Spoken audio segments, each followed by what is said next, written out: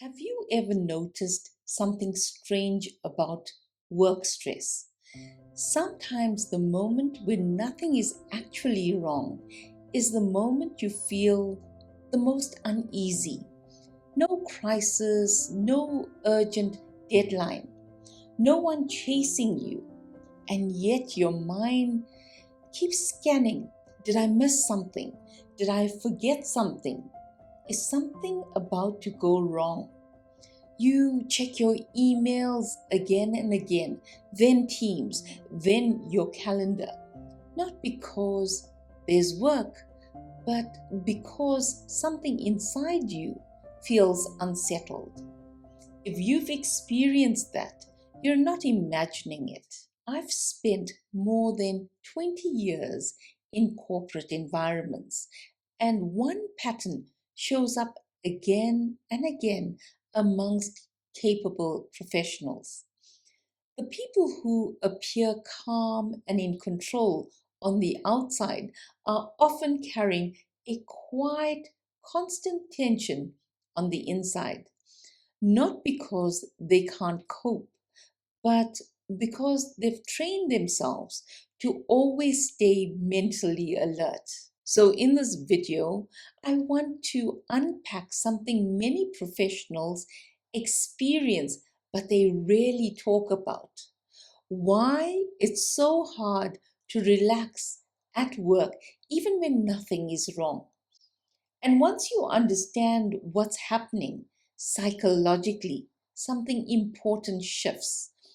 You stop thinking there's something wrong with you and you start seeing the pattern clearly. So, first, let's slow down and recognize what this actually looks like in daily work life. Imagine this moment.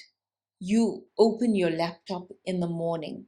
You expect chaos, but everything is quiet. There's no urgent messages, no crisis emails.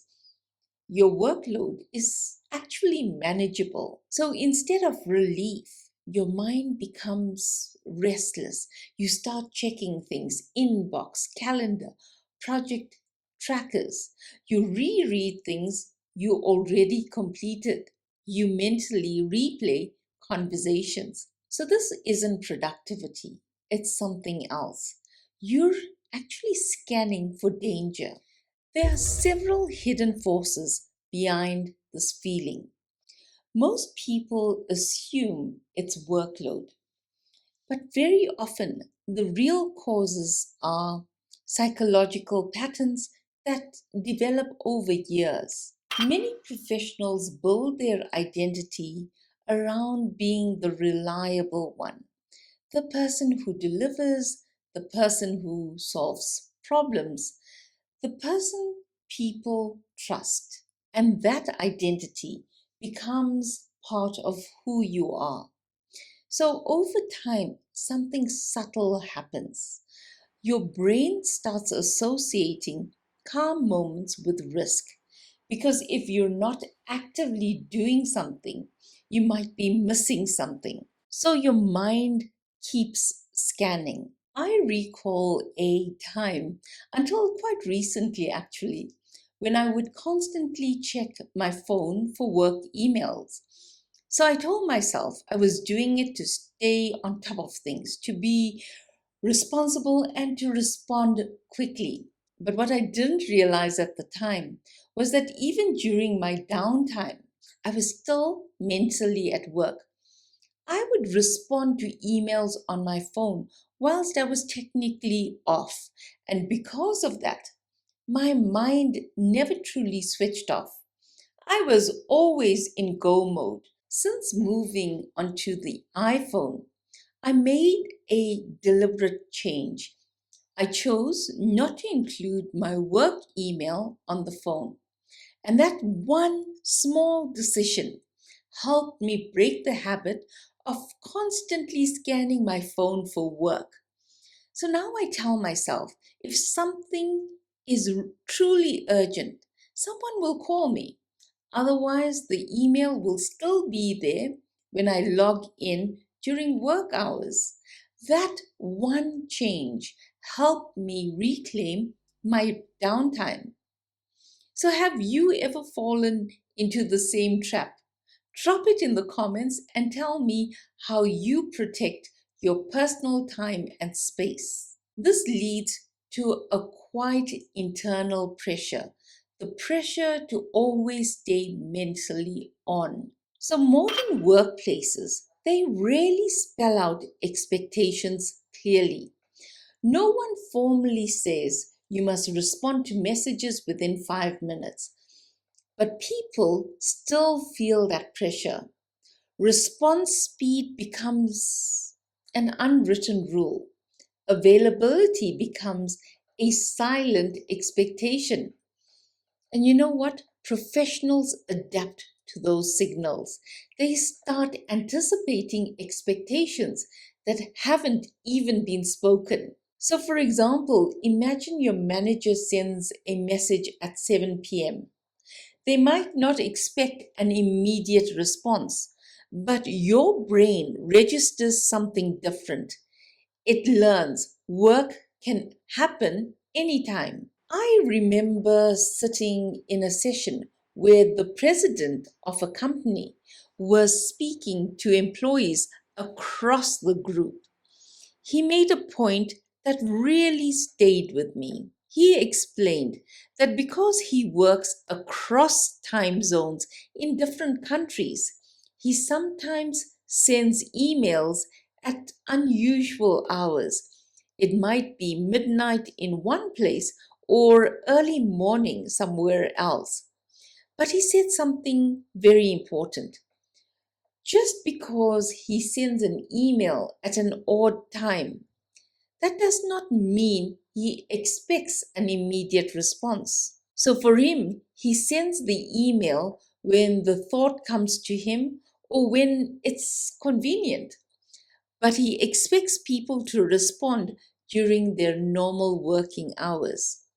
Now, that moment clarified something powerful for me. Sometimes expectations are not actually there, we assume them.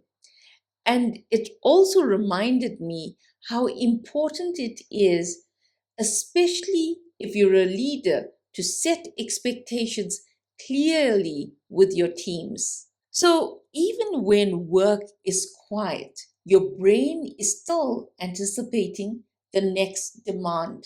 20 years ago, work had clearer boundaries.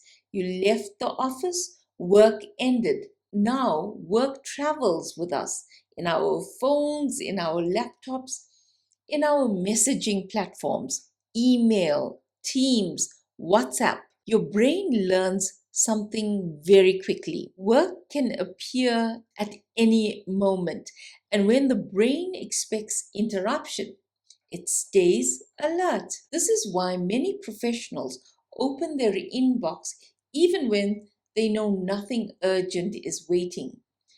They're not searching for work, they're checking if something has appeared. So, another thing I noticed in my own life was how WhatsApp groups started affecting my ability to switch off. When you're on multiple work groups, messages can come through instantly.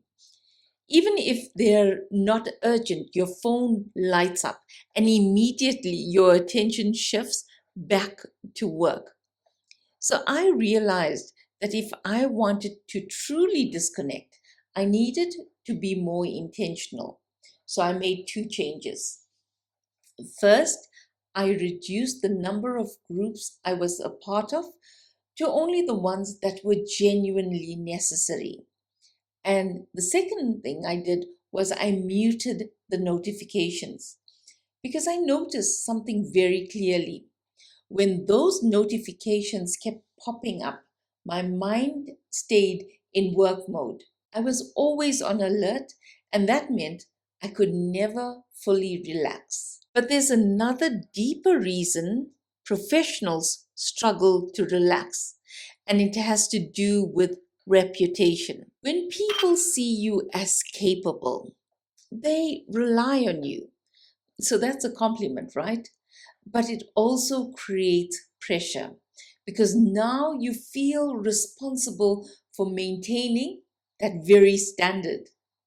You want things to go smoothly. You want projects to succeed. You want people to trust your judgment. So your brain keeps scanning for anything that might threaten that very image. Here's an example. A small mistake can feel disproportionately heavy, not because it's catastrophic, but because it challenges your identity as someone who delivers. There's been many times in my career where I felt personally responsible for everything around me, especially when I was leading a project. If something went wrong, I felt like it reflected on me. But burnout eventually taught me something so important. I cannot be everything for everyone, and I cannot be everywhere at the same time. What helped was learning how to properly lean on my team, to allocate work based on people's roles and their strengths, and to clearly communicate my expectations. And at the same time, keep the door open for questions and support. So, ironically, once I stopped trying to carry everything myself, the quality of the work improved and the pressure reduced. And this leads to one final pattern many professionals struggle with. Many professionals carry an internal rule.